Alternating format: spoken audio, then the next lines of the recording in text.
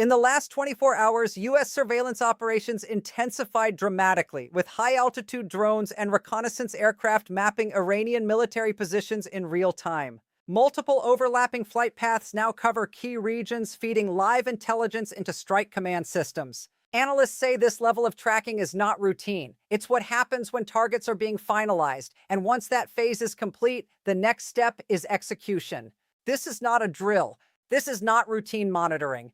What you are witnessing right now is the quiet phase before something much louder begins. According to multiple insider sources speaking late last night on April 17, 2026, at approximately 22:40 GMT, at least 6 U.S. surveillance drones, believed to include RQ-4 Global Hawk and MQ-9 Reaper variants, began synchronized flight patterns over critical Iranian military zones. These include areas near Isfahan, Bandar Abbas, and key Revolutionary Guard infrastructure outside Tehran. At the same time, signals intelligence aircraft were detected operating along Iran's western airspace corridor, collecting electronic emissions from radar systems, missile batteries, and communication hubs. Now here's where it gets serious, and I need you to understand how serious this is. This level of coordination is not used for observation alone.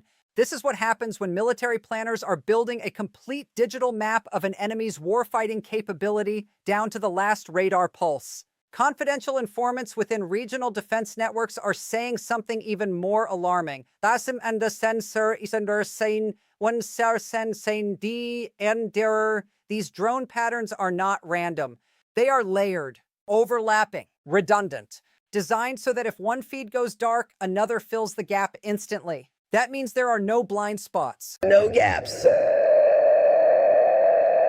No second chances. And while all of this is happening in the sky, something else is happening behind the scenes. U.S. Central Command, CENTCOM, reportedly elevated its alert posture at exactly 03:15 a.m. Eastern Time on April 18th.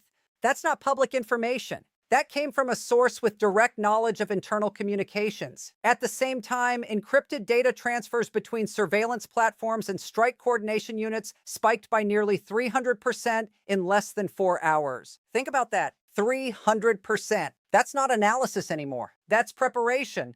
But wait, what happened next will shock you.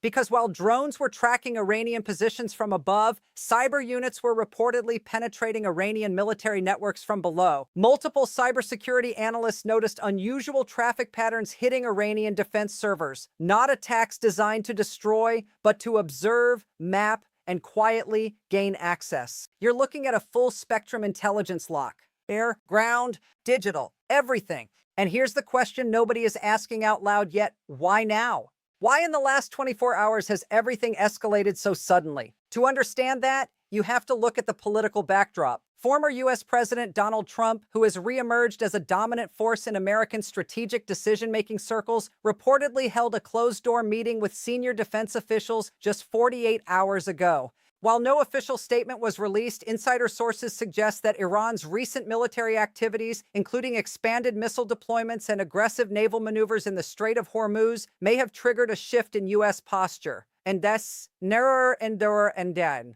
On the Iranian side, Supreme Leader Ayatollah Ali Khamenei has remained publicly silent, but the Islamic Revolutionary Guard Corps, the IRGC, has not. In the last 72 hours, IRGC units have reportedly repositioned multiple surface-to-surface missile systems and activated advanced radar arrays previously kept offline. That alone is unusual, but combined with what the U.S. is doing right now, it's explosive. Stay with me, because this next part changes everything. Insider sources are now indicating that U.S. drones are not just tracking static locations, they are tracking movement, convoys, personnel shifts, mobile launch platforms. That means real-time targeting data is being updated continuously, which leads to one chilling possibility. Targets are not just being identified. They are being prioritized. And once prioritization begins, the timeline shrinks dramatically. We're no longer talking about if. We're talking about when. I need you to understand how serious this is. Military analysts are already comparing this to the pre-strike surveillance patterns seen before past high-impact operations in the Middle East. The difference this time? Scale, precision, and speed.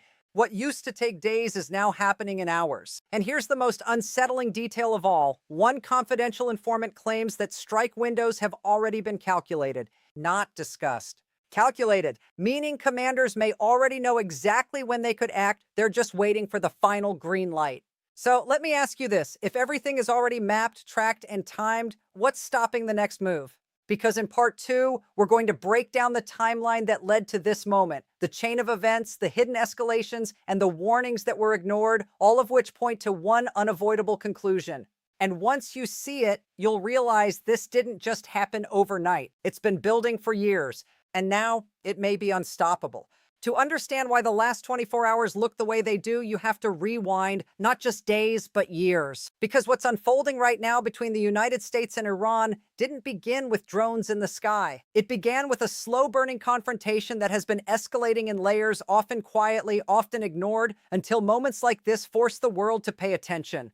Let's go back to January 3rd, 2020. That's when the United States carried out a targeted strike in Baghdad that killed IRGC General Qasem Soleimani. That moment shattered whatever fragile balance existed between Washington and Tehran. Iran responded within days, launching ballistic missiles at U.S. bases in Iraq on January 8, 2020. No full-scale war followed, but something more dangerous began, a shadow conflict.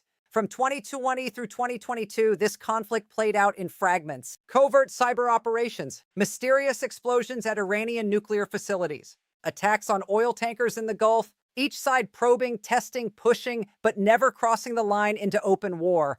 Then came 2023. On May 14th, 2023, a classified report, later partially leaked, suggested that Iran had accelerated its missile development program far beyond previous estimates. According to insider sources familiar with that report, Iran had begun deploying mobile missile platforms capable of evading satellite detection for extended periods. That changed everything, because suddenly Iran wasn't just building weapons, it was building survivability. Fast forward to October 2024, tensions spiked again after Iranian-backed militia groups carried out coordinated attacks on U.S.-linked facilities in Syria and Iraq. The U.S. responded with precision airstrikes, but something unusual happened behind the scenes. Confidential informants revealed that U.S. intelligence agencies began expanding persistent surveillance coverage over Iranian territory, not just border regions, but deep inland. That was the first sign that the battlefield was being redefined. Now move to March 11th, 2025. This date matters more than most people realize. On that day, U.S. CENTCOM quietly upgraded its ISR, intelligence, surveillance, and reconnaissance framework in the Middle East. New satellite integrations, expanded drone basing agreements, enhanced data fusion systems. All of it designed for one purpose, real-time battlefield awareness. At the time, it barely made headlines. But today, it explains everything you're seeing.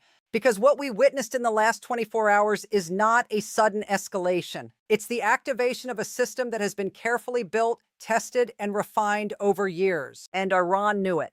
According to regional defense analysts and confidential informants, Iranian military planners have been preparing for this exact scenario. Over the past 18 months, the IRGC has reportedly decentralized key assets, moving missile systems, command centers, and logistics hubs into hardened mobile configurations. Some of these units are believed to operate on encrypted communication networks completely isolated from conventional internet infrastructure, which means tracking them is not easy, unless you already have access. But wait, what I'm about to tell you next takes this to another level. On April 15th, 2026, just 3 days before the drone surge you saw in part 1, multiple insider sources confirmed that an Iranian naval exercise in the Strait of Hormuz escalated beyond its declared scope. Fast attack craft were observed conducting aggressive maneuvers near international shipping lanes. At least one U.S. Navy reconnaissance aircraft reportedly altered its flight path to avoid close proximity. That alone would raise tensions. But at the same time, something else happened. Iran activated previously dormant radar systems along its southern coast, systems capable of tracking low observable aircraft. That move did not go unnoticed. Within hours, U.S. surveillance patterns began shifting. This is where the emotional weight of the situation really hits. Because now you're looking at two sides, both preparing, both watching, both waiting. And history tells us what happens when that kind of pressure builds. I need you to understand how serious this is. When surveillance intensifies at this scale, it's not about curiosity. It's about certainty. Military planners don't move assets like this unless they believe something is coming. Arthur and Saror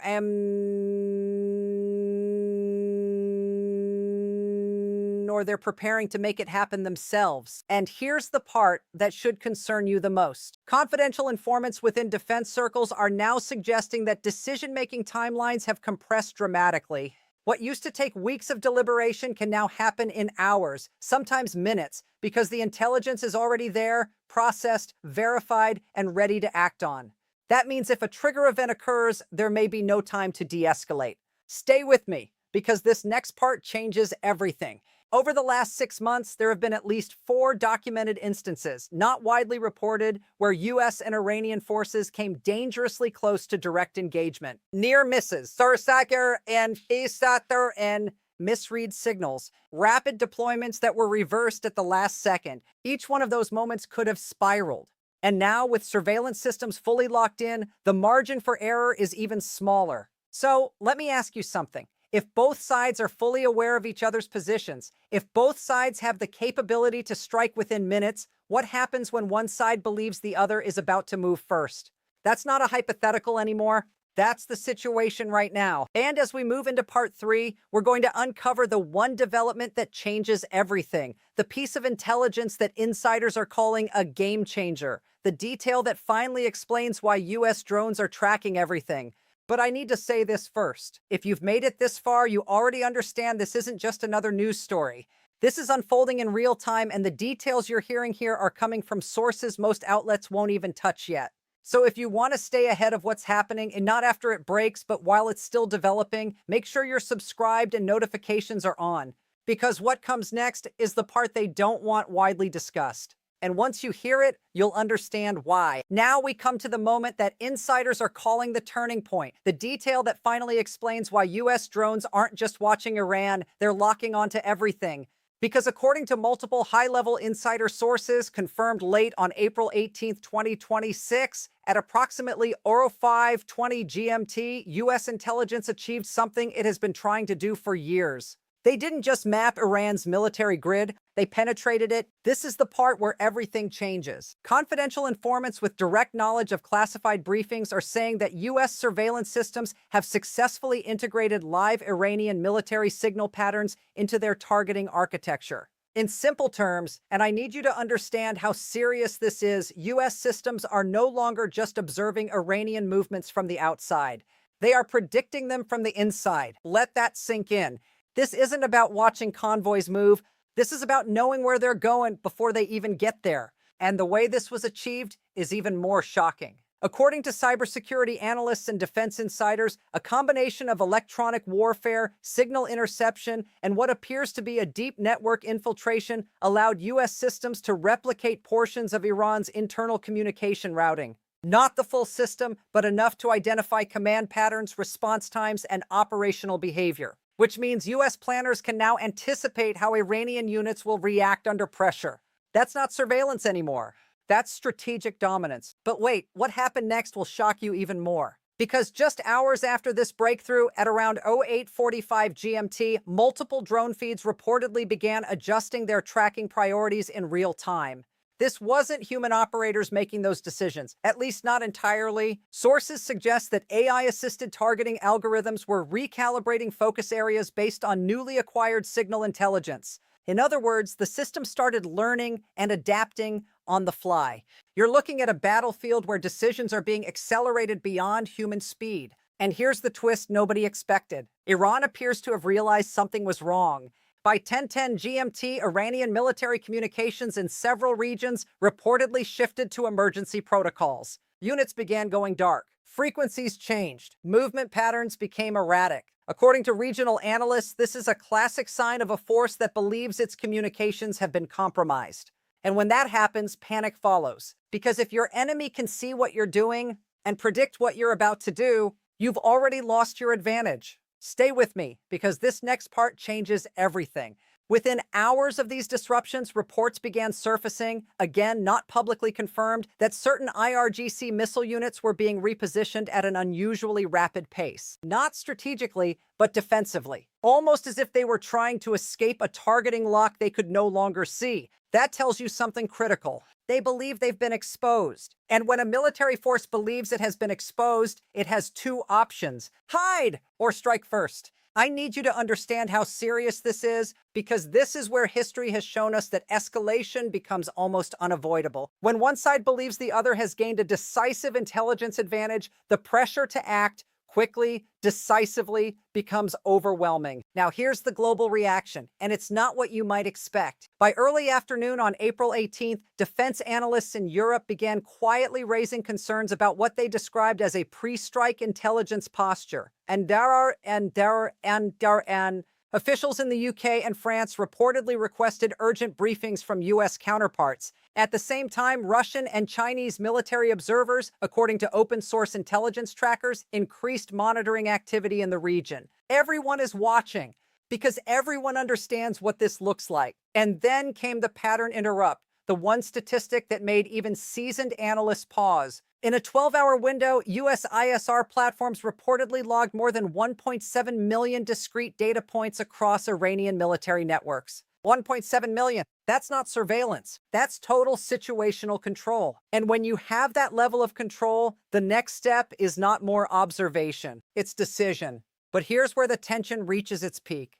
Because despite all of this, the tracking, the penetration, the predictive capability, no strike has been launched. Not yet. Which raises the most dangerous question of all. Why wait? If the system is ready, if the targets are known, if the timing windows are calculated, and can see, what is holding them back? Insider sources are hinting at one possibility: that final authorization has not yet been given. That the decision is now sitting at the highest levels of command, waiting for a trigger insur or a signal insur inter or a moment deemed optimal. And that means we are now in the most unstable phase of all, the moment before action, because once that decision is made, there is no going back. And as we move into part 4, we're going to break down exactly what happens next, the possible scenarios, the consequences you could see unfold within hours, and the one outcome that experts are quietly warning could reshape the entire region. Now we're standing at the edge of what could become one of the most consequential military moments of this decade. Everything you've seen so far, the drone surveillance, the network penetration, the predictive targeting, it all leads here. The decision point. And what happens next doesn't just affect Iran or the United States, it affects you. Because when two heavily armed powers reach this level of operational readiness, the consequences ripple far beyond the battlefield. Energy markets, global shipping, regional alliances, even domestic stability in multiple countries, all of it can shift in a matter of hours. So let's break down the 3 most likely scenarios based on what insider sources, confidential informants, and defense analysts are quietly saying right now. The first scenario is the one many experts believe is already prepared and waiting: a precision strike campaign. Not a full-scale war, but a series of targeted hits against high-value Iranian military assets, missile launch sites, command centers, radar installations. The kind of operation designed to cripple capability without triggering immediate total war. If that happens, it will be fast, measured in minutes, not days. And because of the intelligence advantage we discussed in part 3, those strikes would likely be highly accurate. Minimal warning, maximum impact. But here's the problem. Iran doesn't just absorb hits, it responds. And that leads to the second scenario: rapid escalation. If Iranian leadership believes its military infrastructure is under direct threat, retaliation becomes almost guaranteed. Ballistic missiles targeting US bases in the region, naval disruptions in the Strait of Hormuz, proxy forces activating across multiple fronts, Iraq, Syria, possibly even beyond. This is where things start to spiral, because once retaliation begins, the cycle of strike and counterstrike becomes harder to control, each side justifying its next move as defensive, while the scale keeps increasing. I need you to understand how serious this is. History shows us that wars don't always start with a declaration. Sometimes they start with a series of decisions that feel justified in the moment, but irreversible in hindsight. And then there's the third scenario, the one that's less visible but potentially just as dangerous. Delayed action.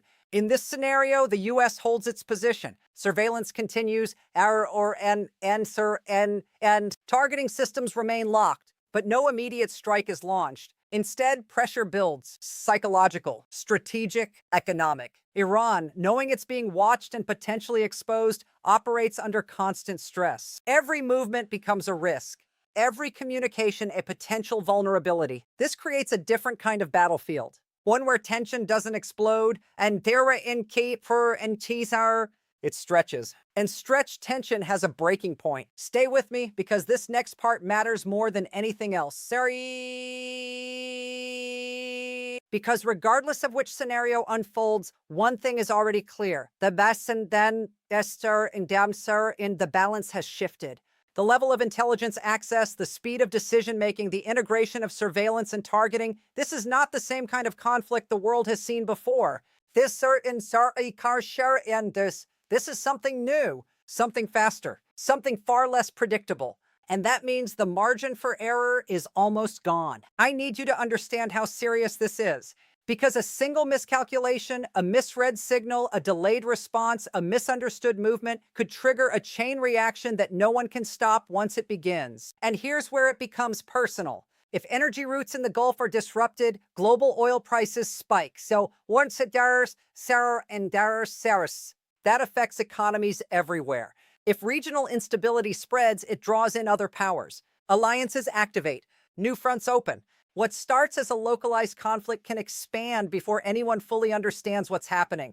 This is how history shifts, not slowly, but suddenly. And right now, based on everything we've seen, the tracking, the penetration, the readiness, we are closer to that shift than most people realize. So the question is no longer, is something happening?